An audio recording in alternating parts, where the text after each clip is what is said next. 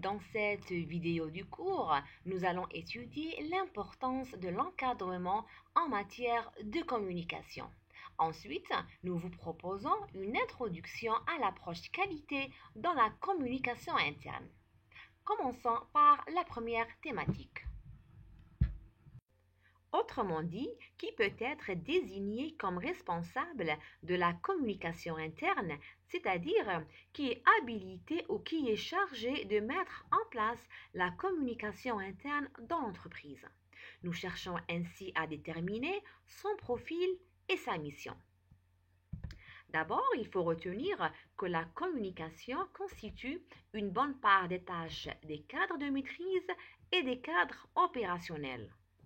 Ces derniers doivent savoir susciter les échanges, c'est-à-dire en incitant le personnel à entrer en contact quotidiennement ou par exemple en encourageant le partage et le travail collaboratif, en entretenant un climat interne favorable aux échanges, un climat interne favorable à l'entente, un climat interne serein, etc.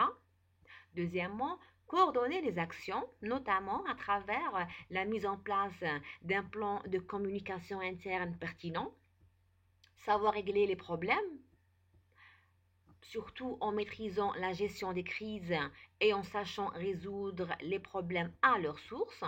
Quatrième point, être un relais par rapport à la hiérarchie.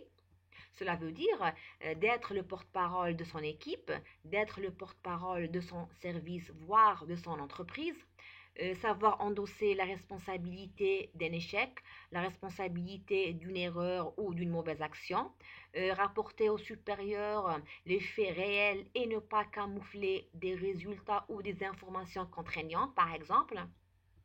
Ne pas couvrir des problèmes graves et essayer de trouver des solutions provisoires. Tel est le cas d'ailleurs dans de nombreuses entreprises. Cela va qu'aggraver la situation et avoir comme effet boule de neige. Et donc, pour faire face à ces situations, nous avons deux alliés fidèles, transparence et professionnalisme. Cependant, pour choisir les cadres qui vont assurer la communication dans notre entreprise, nous devons au préalable définir un ensemble de critères. Ceci dit, le principal critère ou le critère indispensable est le degré de maturité. Et ce concept de maturité fait ressortir deux points importants. D'abord, cette maturité exige une capacité de compréhension et d'objectivité.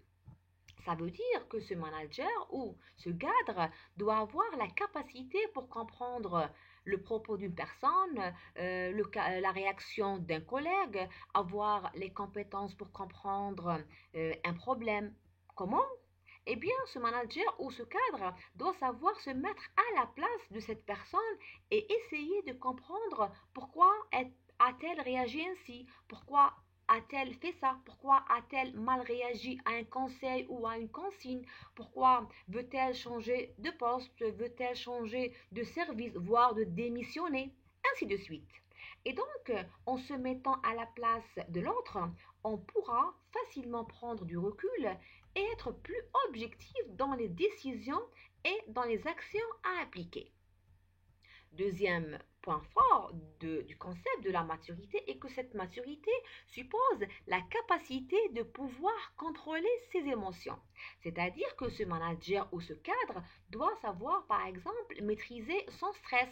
C'est connu que dans une entreprise, il est difficile d'éradiquer le stress, mais il doit quand même savoir gérer son stress et gérer le stress de ses collaborateurs. Il doit aussi savoir maîtriser sa colère, du moins ne pas la dévoiler à son équipe ou à ses supérieurs. Il doit posséder un fort caractère, avoir un certain charisme et une forte personnalité lui permettant de pouvoir gérer une équipe, voire une entreprise. Et donc, pourquoi contrôler ses émotions? Eh bien, parce que il faut savoir que certaines personnes sont trop fragiles dans leurs relations ou trop instables dans leur comportement pour prendre en charge d'autres personnes. Une fois désigné ce responsable de la communication interne, aura pour principale mission de planifier, de mettre en place le plan de la communication interne de l'entreprise. Il faut savoir que ce plan de communication ne sera pas réalisé par une seule personne, c'est-à-dire par le responsable de la communication, mais sera fait en concertation avec la hiérarchie et supérieure et avec le réseau des correspondants. Alors, ces derniers sont répartis dans l'entreprise et ils ont pour principal rôle d'être des relais de la communication à l'intérieur de l'entreprise. D'ailleurs, ce plan de communication sera d'autant plus efficace qu'il s'appuiera sur une participation active de salariés de toutes catégories. Et donc, brièvement, un plan de communication interne d'une entreprise doit prévoir les différents temps de communication, leur coordination, les acteurs visés par la communication et enfin les moyens et outils à utiliser. Nous n'allons pas trop s'attarder sur le sujet car le plan de la communication interne sera traité dans les prochains cours. À présent, nous jugeons utile d'aborder l'approche qualité de la communication interne à ce niveau de l'apprentissage. Et donc, vous allez comprendre comment vous pouvez introduire une approche qualité dans votre communication interne ou comment vous pouvez assurer la qualité de votre communication interne. Il faut savoir que dans cette approche, l'existence d'une fonction de communication interne n'est pas obligatoire. Par contre, il est indispensable qu'elle soit initiée et soutenue par les dirigeants de l'entreprise. C'est-à-dire que quel que soit le mode de rattachement de votre service de communication interne, il sera toujours possible d'introduire une approche qualité. Cette approche qualité ne dépend pas de l'existence ou non d'une fonction de communication pour pouvoir assurer la qualité de la communication. Par contre, il est indispensable qu'elle soit validée et soutenue par les responsables de l'entreprise. Ainsi, des indicateurs de la communication interne devront permettre régulièrement de mesurer la qualité de la communication interne, de repérer les points faibles et d'y apporter les correctifs nécessaires, et donc d'en mesurer les effets. Cela veut dire que, afin d'assurer la qualité de votre communication interne, vous devez mettre en place des indicateurs de la communication interne. Ces indicateurs vont vous permettre de mesurer régulièrement votre qualité de la communication, de détecter les lacunes et de trouver des solutions adéquates et finalement d'en mesurer l'impact. Parmi les outils et techniques que vous pouvez utiliser pour mesurer la qualité de votre communication interne, je vous conseille ce qui suit. Le baromètre de satisfaction, l'enquête interne, l'entretien formel et l'entretien informel et le paroclim. Commençons par le baromètre de satisfaction des salariés. C'est un outil qui va vous permettre de définir le niveau de satisfaction du personnel par rapport à plusieurs dimensions. Ce baromètre de satisfaction du personnel se concrétise sous forme d'un questionnaire dit questionnaire de satisfaction du personnel où vous allez poser des questions vous permettant d'évaluer le niveau de satisfaction de votre personnel. Alors, dans ce type de questionnaire, je vous conseille d'opter pour des questions type échelle d'évaluation. Exemple, sur une échelle de 0 à 10, notez votre niveau de satisfaction par rapport au service d'hygiène de l'entreprise. Ou bien, entre 0 à 10, où situez-vous votre niveau de satisfaction du nouvel logiciel de gestion ou votre relation avec votre supérieur, etc. Et donc, concernant l'échelle d'évaluation de la satisfaction du personnel, je vous conseille d'utiliser l'échelle de 0 à 10, car généralement, un individu pourra facilement se situer ou pourra facilement noter entre 0 à 10. Par contre, une échelle entre 0 à 5, 0 à 8, 0 à 15, voire 0 à 20, il aura du mal à se situer. Par conséquent, sa réponse ne sera pas vraiment correcte. L'enquête interne. Elle porte généralement sur un sujet bien précis et que l'on veut faire un sondage pour avoir des informations ou bien pour avoir plus d'informations sur le sujet ou bien on veut connaître l'avis du personnel, avoir des suggestions, des propositions, par exemple pour améliorer des actions ou pour faire le choix de formation ou faire le choix de formateur, etc. Exemple, mener une enquête interne sur la formation e-learning qui a été dispensée aux enseignants de l'enseignement supérieur. Alors pour ce faire, on va réaliser un questionnaire utilisant la méthode quantitative et la méthode qualitative avec différents types de questions, des questions ouvertes, des questions fermées, des questions à choix multiples, etc. Et on cherchera par exemple à connaître leur perception par rapport à cette formation. Était-elle utile? Ont-ils bien appris à utiliser la plateforme? Ont-ils acquis une compétence ou un savoir-faire? Ou bien désirent-ils une autre formation pour compléter la précédente?